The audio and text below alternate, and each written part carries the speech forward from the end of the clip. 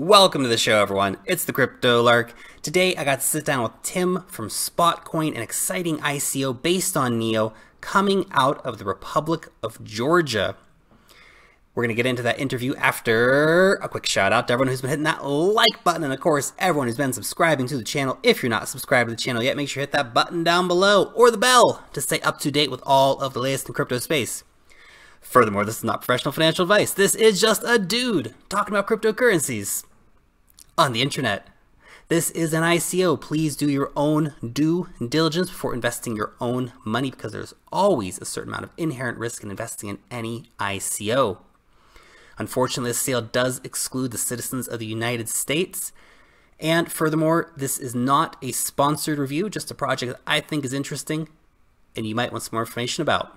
So let's get into it. Today, I got the chance to sit down with Tim. Tim is the CEO over at Spotcoin. Tim, welcome. Thank you so much. Just really excited to be on the show. Now, for anybody who hasn't looked into Spotcoin yet or heard about you guys, give us the short version. What are you doing? Well, in November 2016, Andrew Thornhill and 3 other co-founders started an OTC trading marketplace. And it quickly grew. Over 2017, we did over $10 million.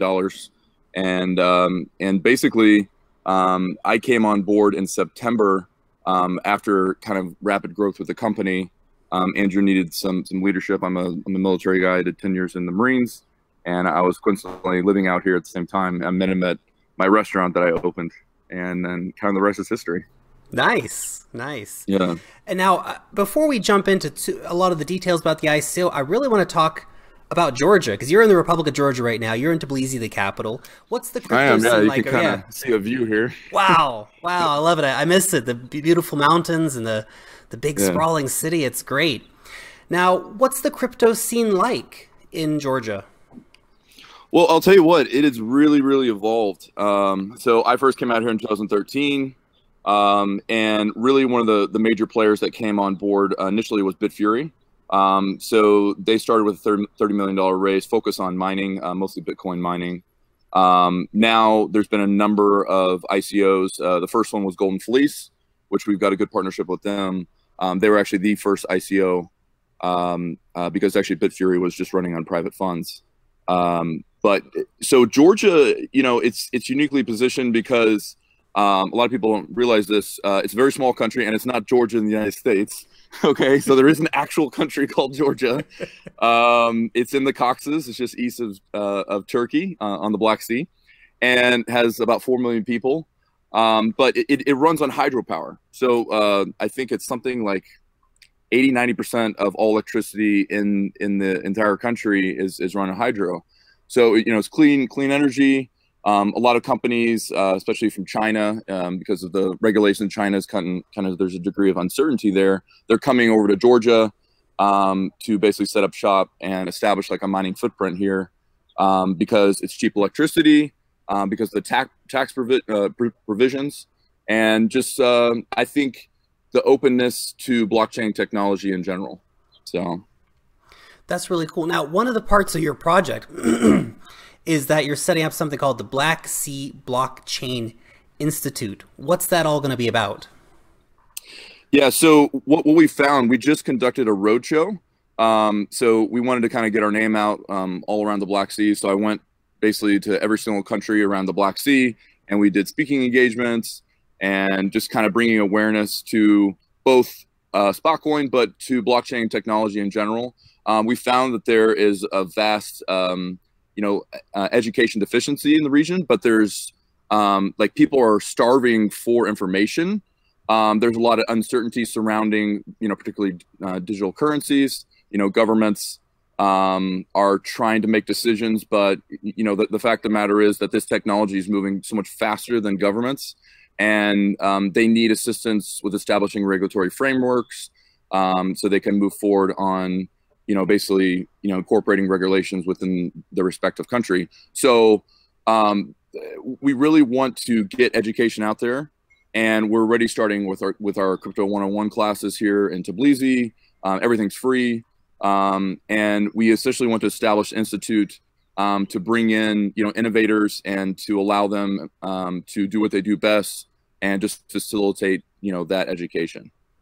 That's awesome. Education is free education, especially. That's super cool. And of course, it's a learning curve. And anybody who's had to buy their first Bitcoin realizes that to an extent, it's a learning curve for anybody. But then you go past just buying Bitcoin and you start to think, okay, well, what if I want to build something and all these different things? And so actually educating people is absolutely massive. And for people who don't know, the Black Sea region is a massive place. Probably about 100 million people around the Black Sea countries. Yeah, approximately, right? And that's huge. That's huge. It's Turkey, it's Ukraine, it's Bulgaria, Romania, Georgia. It's a lot of countries. Russia as well. I mean, it's just absolutely massive, the whole region.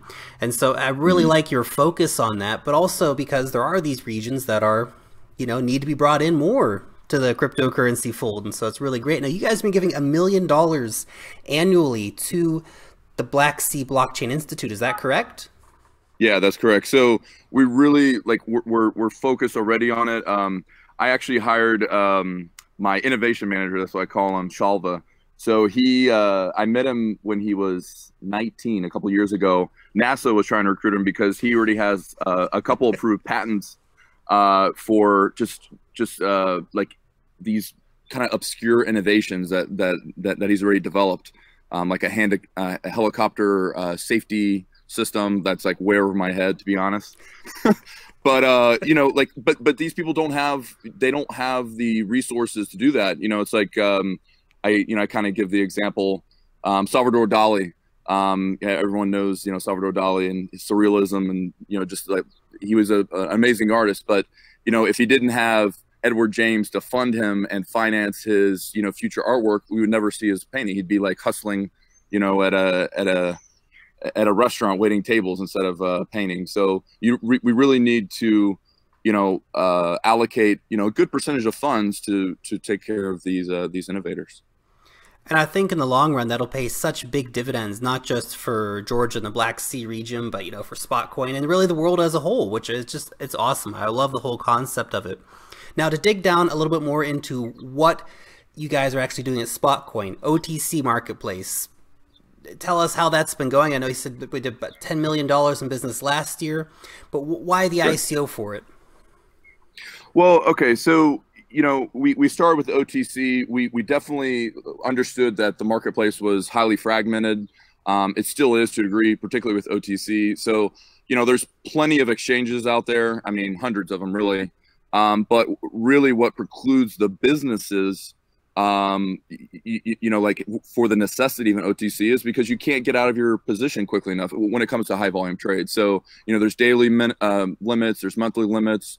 We found in between $10,000 and $20,000 a day on for a daily limit on most exchanges. Of course, you got to be verified all the way up for KYC, and then between 100 and 200K. Well, our clients, they're doing $200,000, $300,000, $400,000, $500,000, and it could take them a couple weeks to move out of that position, which they incur great risk with the market fluctuations. You know how it is right now. So they just don't want to do that. So they will basically utilize the spot price. So we give them the price today, so that they can move forward. But because of the demand, we obviously needed to scale up. We, really want to focus on education as well as utilize our existing, mining footprint that we have through our partnerships. So we have a 1.1 megawatt facility through our partners, and we want to scale that up. We're actually breaking ground already, and I'll post some videos later. We've got a $3.25 million facility just about an hour north of Tbilisi. It's a 25 megawatt capable facility that will outfit. We're really excited about that with one of our partners. And so, essentially we're running the ICO to, meet the scaling demands of those respective business lines. Wow, great. Now, as far as the OTC marketplace, you still need to obtain some of the licenses. I mean, you're focusing on the Black Sea region, which is a big area, right? You've got Armenia, you've got Georgia, Russia, Ukraine, and then you flip over into the EU, of course. We have then Romania and Bulgaria. Of course, you're also looking at Moldova as well. So a lot of different countries, a lot of different regulations. What are the challenges in getting the licenses for all those different regions? Absolutely. I mean, we ideally would like to be regulated here in Georgia. When it comes to licensing, and interestingly enough, we were invited by one of the senior advisors to the Minister of Economy to have a one-on-one conversation because they heard about us. We were in Forbes magazine, we were in The Economist, Financial magazine, and kind of getting a lot of press for what we're doing. And they essentially wanted to hear our perspective. Like they're trying to get information, they're trying to make decisions. They've basically asked us to provide some information. Now here's the interesting thing. One of our co-founders kind of had the foresight to enact a baseline study months ago. So we cross-examined Estonia, we cross-examined the Netherlands compared to Georgia as far as the regulatory framework with digital currencies. And so we've got this baseline we've got this baseline study. We're going to get more information from Gibraltar because I really like what's going on in Gibraltar, and we're going to provide it to the Georgian government as a basic kind of template for them to maybe enact and maybe start getting some regulations with subsequent licensing. But as an interim solution, we are seeking licensing from Gibraltar to make sure we're compliant with everything. One thing that I didn't mention, we are doing a fiat exchange. Mm-hmm. So we're going to go ahead and allow the fiat currencies around the Black Sea region to be inputted into our system. It's a very neo-centric exchange. We could talk why neo later, but we're in the essence of our slogan, simple liquidity. We're only focused on 4 core trading pairs. So we're only going to trade off of Neo Gas, BTC, Ethereum, and Spotcoin. Spotcoin is a regional coin based in Russia with one of our partners and investors to kind of really highlight the region.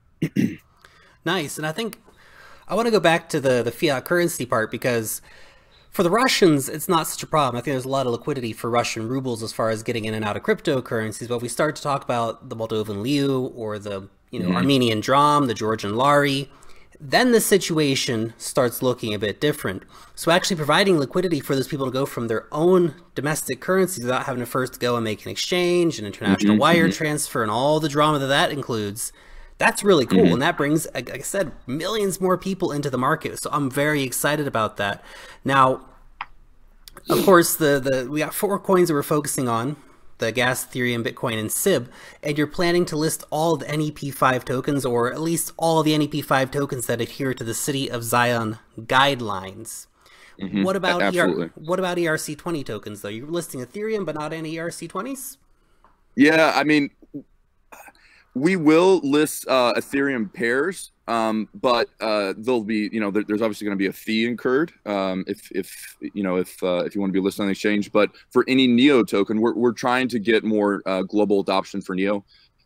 We've been tracking them on the roadshow, covering them with our Spotlight series. We had an exclusive with Dahong in Seoul, and I actually just met him in Amsterdam just a few days ago. When they had their kind of summit, there was like over 750 people, run by Dean and NOS. He just launched that. He's a City of Zion member. So yeah, I mean, really, really big things happening from Neo. So that's why we want to kind of get them out and get them in the spotlight and, better understand, what they're doing for the global marketplace. Yeah, I really like how, in your white paper, you talk about, well, part of what we want to do is to help promote the Neo platform. And I think that's fantastic as well. But I guess the question then becomes, well, why Neo? Why were you attracted to Neo and not to Stellar or not to Ethereum or NEM, for example? Yeah. So I'll be honest, when I first came into, learning about everything, I'm an Intel guy. I was an Intel officer in the Marines. I did three tours of Afghanistan. That's actually how I came out to Georgia. I was a foreign advisor training the Georgian Armed Forces before they went to Afghanistan. When I came on board with Spotcoin, I was obviously, just reading and educating myself. Obviously I've got to run this company, and it's a blockchain company. I'm not a blockchain guy, right? The first one to admit it. However, I did hire, the subject matter expertise necessary with the skill sets to move forward. But originally, of course, we were going with ERC20, to be honest with you. It was just kind of like assumed we'd do that. But after I did further research, after I had my ICO program manager do a cross comparison. So we have basically established evaluation criteria to meet our requirements as a company, and we cross-reference various coins. It was Ethereum, SIB, and Neo, and really the consensus after we did our research was Neo. Like, Neo made sense to what we were doing. I liked what they were. I liked their vision, their 2020 vision. Like, they actually had like a long-term vision, unlike a lot of these other coins. They really don't have that, and they don't have a defined kind of way to reach their goals. I mean, it's a very simple goal. It's 100,000 transactions per second, right? If you can achieve that, then you are indeed, the largest out there in the arena. So it was really interesting. So we started tracking them. I sent Andrew and a couple of guys. I was like, "You're going to Taipei, pack your shit." So so I sent them to Taipei, and they went to the first hackathon for Neo, and it kind of went from there. And then they flew over to Seoul, and here we are now. So cool. That's a good story. I like it. Now, you guys are also going to be doing Spot Pay. Now, is that a merchant solution basically for payments? Yeah, exactly. Yeah, exactly. So Andrew was a big payments guy. This is a later on solution. Obviously, there's a lot of them out there. But yeah, we're basically going to do, merchant processing, trying to get more adoption for digital currencies. Now the focus will of course be in the Black Sea region again, because, no one goes to Moldova. Let's just be honest. Very few people come to this region. Everyone, if they're going to go to Europe, they're going to go to Western Europe or maybe some kind of spots of Eastern Europe, but really not a lot of people come out here. But this region, like, they're starving for it. So in Turkey, we're establishing a branch office next month with one of our partners there. He just opened the first physical location where people can come in with cash, be KYC'd, of course, and basically get Bitcoin or, like a Ethereum. I think he's got a few other ones there. But he just opened 2 months ago, and he's already doing $1 million a month, and he's at capacity. So basically, we're providing liquidity on our end through our mining alliance here, and we're able to get him the BTC that he needs to service his customers. And that's just one location. In Moldova, I was having a conversation with another guy who started an ICO there, Moldovan Coin, and they have a similar setup via like this ATM, and it's always busy. So like, there's, I wouldn't say endless demand necessarily, but there's high demand for digital currencies, and it's not going to go away anytime soon. So very cool. Yeah, if you can be the merchant processor for those Black Sea region countries, that's massive. That's absolutely massive. But it's about bridging the gap. And it goes back to our earlier part of the conversation about, educating people. And if you educate merchants and say, hey, by the way, you could also accept cryptocurrencies, I think a lot of merchants would be into that, because they see the utility without a doubt, especially when you say that, well, we can lower your transaction fees and all the rest of it. Now, what about the token? What is the actual token do? So if I go out and buy the token during the ICO, what's the benefit to me? Yeah, good question. So we're going to offer weekly dividends on our fiat exchange, 51%, and then 12% on our other business lines. So on SpotPay, the fiat exchange, our OTC marketplace, and then mining. And that's going to be on a quarterly basis after our quarterly reconciliation. So we're in final basically negotiations with a Big Four auditing firm to remain unnamed. I can't say who, but we're really excited to work with them and be fully transparent. But we're one of the first ICOs out there that had an actual financial forecast you can download on our website that was clearly mapped out. So we wanted to be fully transparent on what we're doing and the utilization of funds. That's great. I think, it's certainly sounds very promising, the getting regular payouts. But question, are those payouts going to happen in NeoGas, or are they going to happen in the Spotcoin token? NeoGas, absolutely. So they're going to be in NeoGas.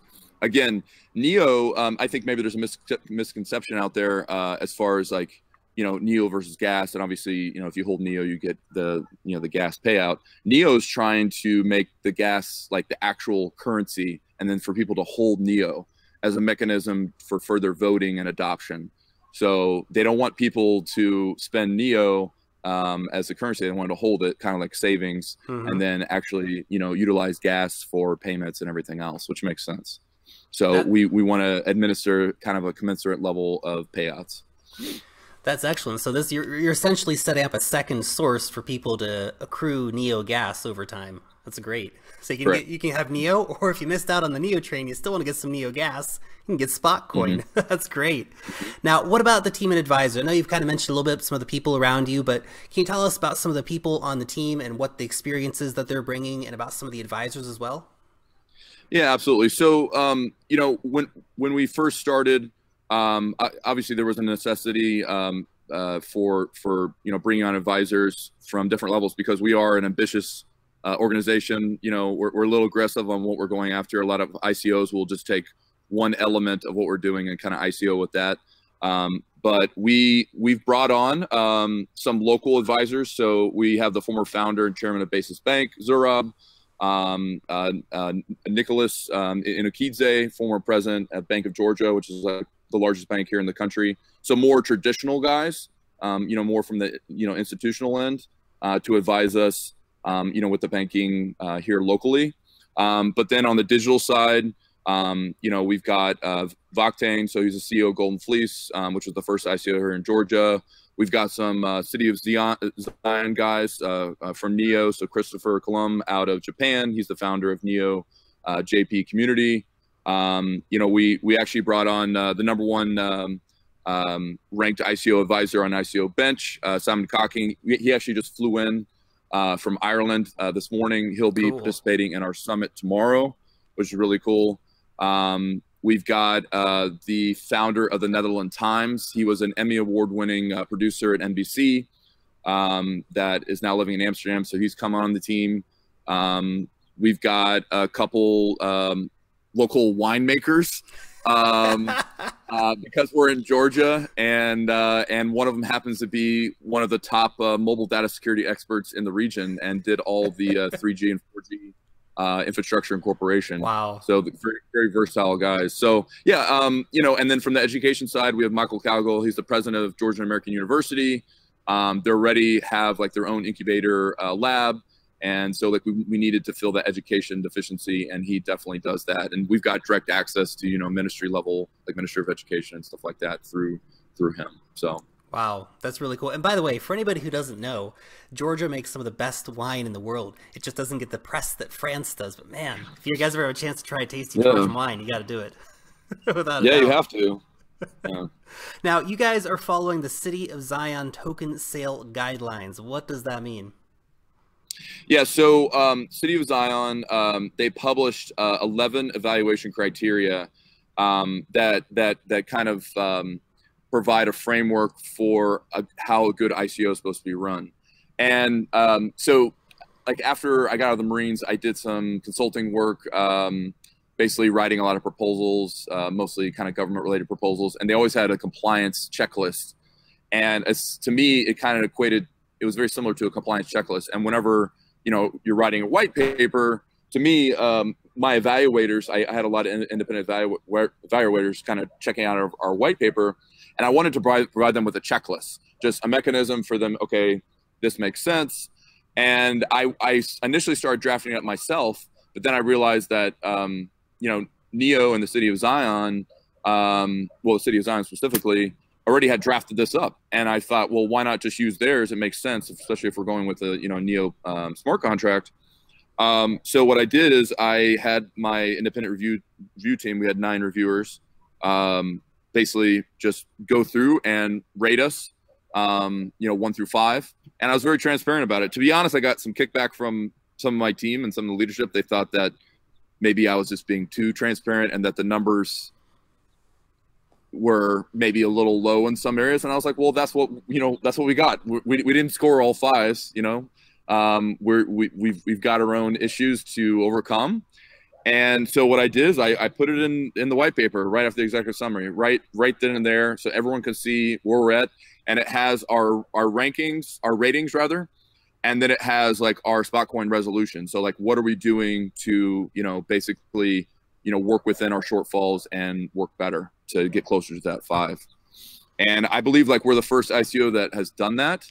And I'm going to showcase that more. That's something I need to work with my marketing team, because I think that's really unique. And a lot of people were interested in why we did that. And And in my opinion, it should be the standard for Neo coin. So like if you're going to go with Neo, you need to be, rated through some independent reviewers, and you need to basically post those ratings in an effort to be transparent about, the nature of your business.